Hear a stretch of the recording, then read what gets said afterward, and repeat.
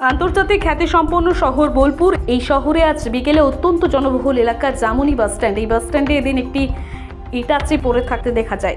দীর্ঘক্ষণ ওই ইটাচি পড়ে থাকতে দেখে বিভিন্ন মানুষের সন্দেহ জাগে।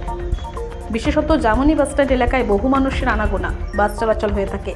এই পরিস্থিতিতে বাস স্ট্যান্ড এলাকায় আতঙ্ক ছড়িয়ে পড়ে।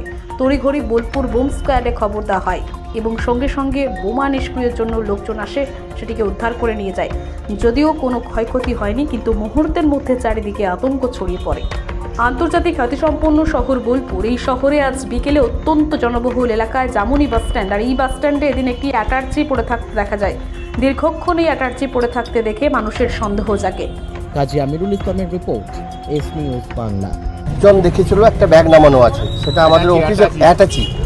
এবারে সেই অ্যাটাচিটা অফিসে খবর দেয়, আমাদের অফিস থেকে অ্যালাউন্স করা হয় যে কোনো পাবলিকের যদি হয়, মাইকিং করা হয়েছিল। কিন্তু কোনো সাড়া পাইনি। আমরা পুলিশকে খবর করেছিলাম, পুলিশ এসেছিল, পুলিশ এসে এবারে ওরা বোম স্কোয়াডে খবর দিয়েছে। বোম স্কোয়াডে এসে তারপরে ভেতরে কি আছে না আছে আমরা আপাতত কেউ দেখিনি। ওই বোমা আতঙ্কই ছড়িয়েছে, কিন্তু বোমার গাড়িতেই নিয়ে গেল। কিন্তু ভেতরে কি আছে রাম রহিম আমরা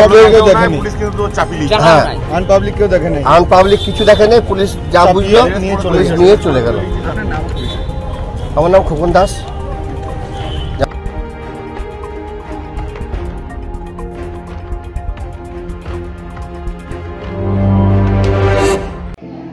যদি আপনার ছেলে বা মেয়ে মাধ্যমিক বা উচ্চ মাধ্যমিক পাস করে আছে এবং আপনি ভাবছেন যে তাকে দিয়ে কি করাবেন, তো এখন কিন্তু অনেক বড় একটা সুযোগ দেশের জন্য কিছু করার, নিজের জন্য কিছু করার।